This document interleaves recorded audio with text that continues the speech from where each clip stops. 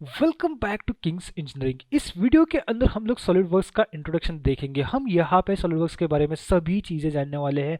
क्यों SolidWorks important है, क्या सॉलिडवर्क्स है, कैसे काम कर रहा है, ये सब चीज़ें हम यहाँ पे समझ लेंगे एक वीडियो के अंदर। लेकिन इससे पहले मैं आपको एक बात क्लियर करना चाहता हूँ, एक मिथ आपको क्लियर करना चाहता हूँ।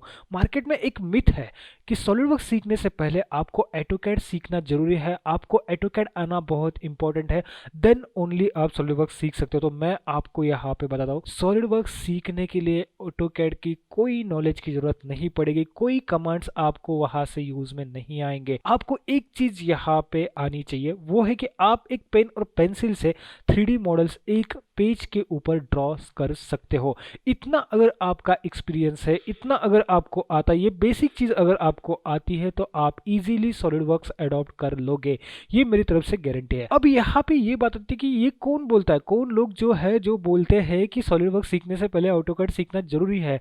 तो दो लोग हो सकते हैं। एक तो जिन लोगों ने क्लास खोल के रखी है, उनको आपको इनरोल करके लेना है। इनरोल करने के बाद आपको ऑटोकैड के पैसे भी निकालने हैं और सॉलिडवर्क्स के पैसे भी निकालने हैं। तो उन लोगों से बच के। और सेकेंड टाइप के जो लोग, जिन लोगों ने सॉलिडवर्क्स शायद सीखा नहीं होगा या देखा नहीं होगा, जिनको इन्फॉर्मेशन नहीं है, बट वो लोग बोल देते हैं कि सॉलिडवर्क्स सीखने से पहले ऑटोकैड सीखना जरूरी है, और स्टूडेंट सॉलिडवर्क्स को फोकस करने की जगह पे स्टार्ट कर देता है ऑटोकैड को, और यहाँ पे उसका टाइम हो जाता है वेस्ट। तो सॉलिडवर्क्स सीखने के लिए कोई ऑटोकैड की जरूरत नहीं, ये तो आपको यहाँ पे क्लियर हो चुका है। अब इसी के साथ एक चीज मैं आपको बताता हूँ कि अगर आपका हायर क्वालिफिकेशन नहीं है, फॉर एग्जाम्पल अगर आप 12th पास हो, आपके पास डिग्री नहीं है, कोई इंजीनियरिंग आपने की नहीं है और आपको मॉडलिंग सीखना है, तो एक बात तो फिक्स है कि आप सॉलिडवर्क्स सीख सकते हो, कोई प्रॉब्लम नहीं है, आप सीख सकते हो। थोड़ा सा आपको ज्यादा टाइम देना पड़ेगा, चीजें समझ के लेनी पड़ेगी। हम इस कोर्स के अंदर सभी चीजें ये कवर करने वाले हैं, आपको कोई डिफिकल्टी नहीं आएगी, बट आप यहाँ पे सीख सकते हो। नेक्स्ट थिंग ये आती है कि आपके पास आपका खुद का एक सिस्टम रहना चाहिए। इवन आप अगर कोई क्लास ज्वाइन कर लेते हो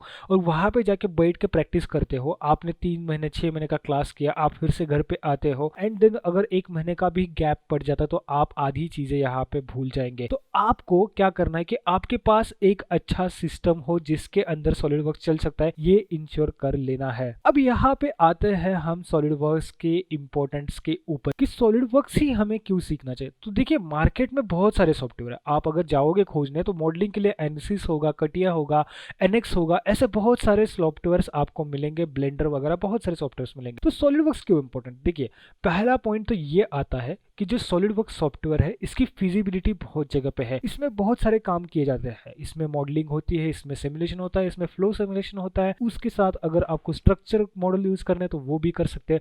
तो बहुत सारे फीचर सॉलिडवर्क्स के अंदर है। अब अगर हम कोई एक पर्टिकुलर सॉफ्टवेयर पकड़े, जैसे हम लोगों ने समझो पकड़ लिया कटिया सॉफ्टवेयर, तो कटिया सॉफ्टवेयर एक सॉफ्टवेयर है जिसमें सरफेस डिजाइनिंग बहुत अच्छे से की जाती है। जैसे कि अगर कोई कार है, तो कार की कोई एक्सटर्नल बॉडी बनाई जा रही है, तो वो कटिया में करना बेटर रहेगा, सॉलिडवर्क्स में थोड़ा सा डिफिकल्ट है वो चीज।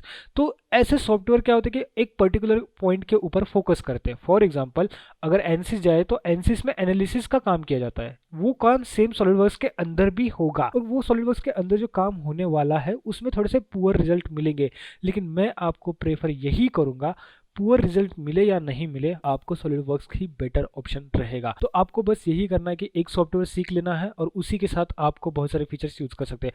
अगर आप एक सिंगल टूल यहाँ पे यूज करना सीख गए, तो सेम प्रोसेस से बाकी टूल्स भी आप सीख सकते हो। तो आप ही सोच लीजिए कि अगर आप एक बार सॉलिडवर्क्स के साथ हैंड्स ऑन करके सॉलिडवर्क्स के साथ फ्रेंडली हो जाते हो, आपको चीज़ें समझ में आती है, तो आपको बहुत सारी फिजिबिलिटी मिलती है, आप बहुत सारी चीज़ें यहाँ पे कर सकते हैं। तो ये एक एडवांटेज है। उसी के साथ सॉलिडवर्क्स हर साल एक नया अपडेट आपको दे ही देता है, तो उसमें और भी फीचर्स ऐड होते जाते हैं। अब यहाँ पे आते हैं लास्ट पॉइंट के ऊपर, सिस्टम रिक्वायरमेंट। अगर आप सॉलिडवर्क्स स्टार्ट करना चाहते हो, आप इस वीडियो तक पहुंचे हो, आपको यहाँ पे क्लियर हो चुका कि मैं अब सीखूंगा तो ओनली सॉलिडवर्क्स ही सीखूंगा, इस केस में आपने 100% डेडिकेशन के साथ, 100% माइंडसेट के साथ सॉलिडवर्क्स स्टार्ट कर लिया, तो आपको यहाँ पे एक चीज़ लगेगी, सिस्टम रिक्वायरमेंट, यानी कि मिनिमम सिस्टम की क्या रिक्वायरमेंट रहेगी। सॉलिडवर्क्स के वेबसाइट पे ऊपर जाओगे तो सॉलिडवर्क्स रिकमेंड करता है 4 GB रैम, मैं आपको बोलूँगा 8 GB रैम आपके पास होना चाहिए। डेडिकेटेड ग्राफिक्स कार्ड, सॉलिडवर्क्स आपको बोल रहा है कि आपके पास एक डेडिकेटेड ग्राफिक्स कार्ड होना चाहिए।